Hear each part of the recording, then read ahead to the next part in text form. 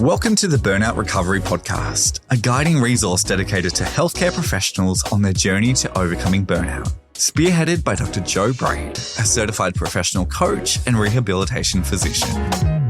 Welcome back to the Burnout Recovery Podcast. It's so great to be back behind the microphone. As you'll be aware, I took a short break from podcast recording while I was away overseas with my family in the USA. We had an amazing trip connecting with my brother in LA and then traveling across to the East Coast to New York as well. So I recorded a few episodes and then I think I've had about 2 weeks with no episodes going. And so back into the swing of things. And I have got a 3-part series for you on the podcast, starting with this episode, which relates to an event I am doing with Linda Manwaring all around music, mental health, and well-being. And the wonderful Linda will come on the podcast in September. And so that will be like a conversation with Linda. I'm going to share with you over these 3 next episodes the content that I had prepped up for my part of the event. Now, sadly, the event is not going to go ahead on August the 10th. We just haven't had enough interest in this lovely wintry orange weather. But who knows? I'm sure we will release it and reorganize it another time. The good news is the content has already been created. So I thought, well, why don't I share some of that with you here? This episode is all about the rhythm of recovery. And I'm sort of blending musical aspects to well-being, mental health, and neuroscience as well. So you really know how life has a rhythm, doesn't it? And just like any good piece of music, we need both the notes and the rests. So today we're talking about why those rests, those breaks, aren't just nice to have. They're absolutely essential for your mental health and well-being.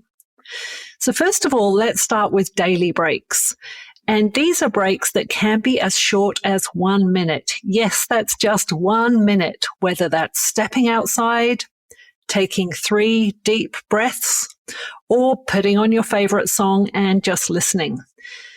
So I really invite you to have this as a non-negotiable with yourself, like preventative medicine for your brain. Because every time you take a deliberate break, you're decreasing stress, preventing burnout, supporting your heart health, and most importantly, you're giving your nervous system permission to relax. And the beautiful thing about music in these moments is that it doesn't require anything from you except to receive.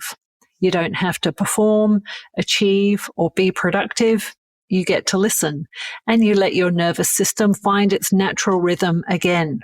Now, getting on to longer breaks, I want to invite you to consider a break every 6 weeks. So this is 6 breaks through the year, 8 breaks through the year, not just a quarterly break, but every 6 weeks, aiming to get a 48-hour break from your usual routine.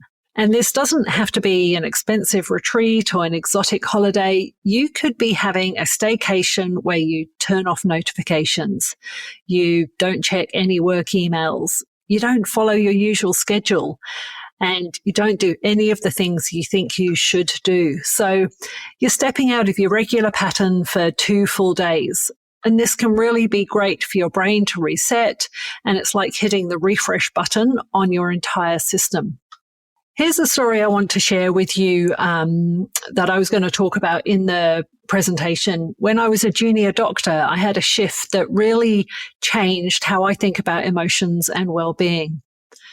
It was an evening shift in the hospital, and during that shift, I had to certify a patient's death. It was part of my job, what I was trained to do.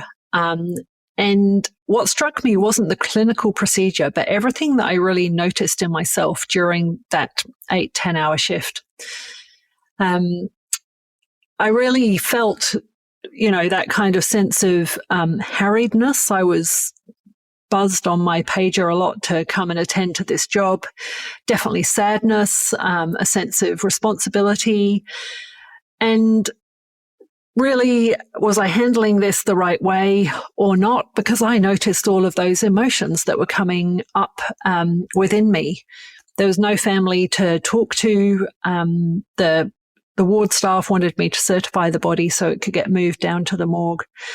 And, the rest of the shift continued on as if nothing had happened, as if, we do these variety of tasks and routines and jobs on our shift.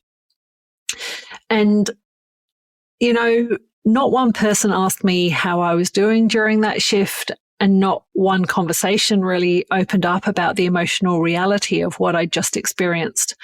And the message was really clear. These feelings are not warranted at work. So I bottled them up, I pushed them down, and I carried on. And we're talking over 20 years ago. This was a while ago.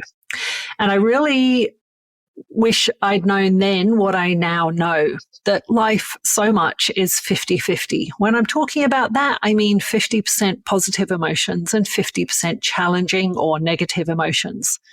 And that is not a problem to be solved. That's really the human experience to embrace, the variety that we have in life every day.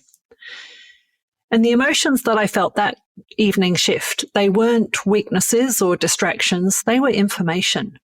They were my nervous system responding appropriately to a significant human experience. And they really deserved acknowledgement, not suppression.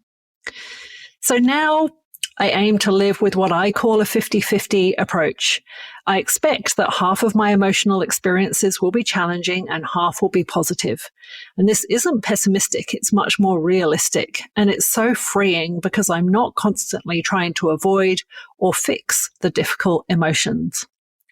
And we were away and heading back, expecting to get our flight back to Sydney as planned. And while we were still in New York, we got notification at about 11 p.m.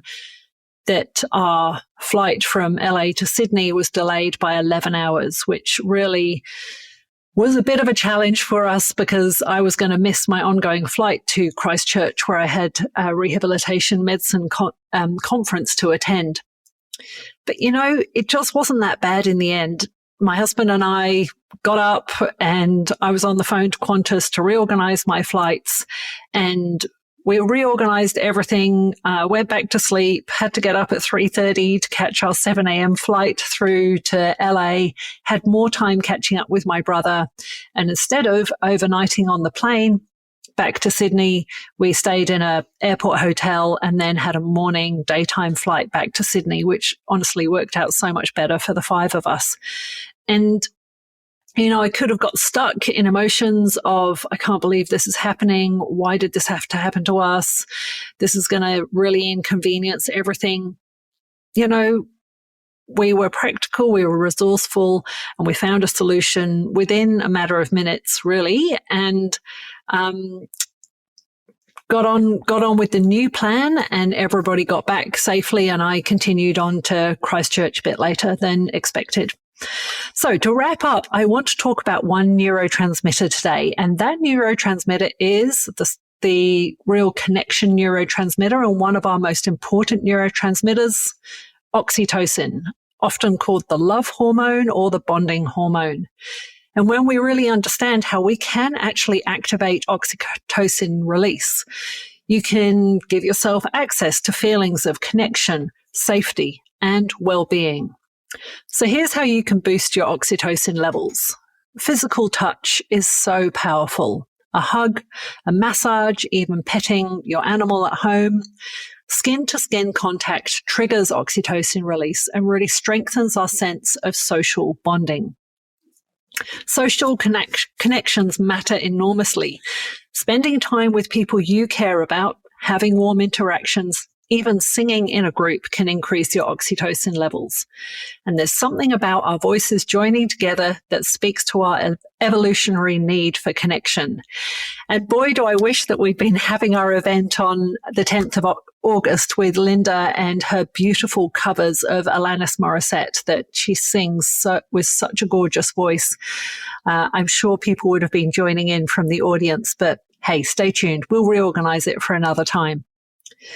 Movement and music both boost oxytocin, so whether you're dancing to your favorite song or simply listening mindfully, you're supporting your body's natural ability to feel good. And finally, breathing exercises and mindfulness meditation also stimulate oxytocin release. And your breath is always available to you as a tool for well-being.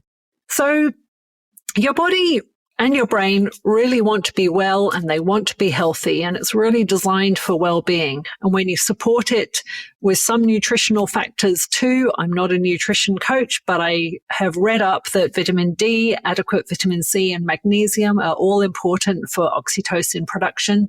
You're working with your body's natural systems, not against them. So let's put this into practice. Start with your daily rhythm. What's 1 minute of your day that you can claim back? You can claim for yourself as a really intentional, non-negotiable part of your well-being. Maybe it's the first song you hear in the morning. I love to start the morning with a 5 to 10 minute meditation. Or it's a moment of conscious breathing before you start your car, maybe before or after work. And then I invite you to start planning your next 48-hour reset. Just has to be different from your usual pattern and something that you really look forward to doing.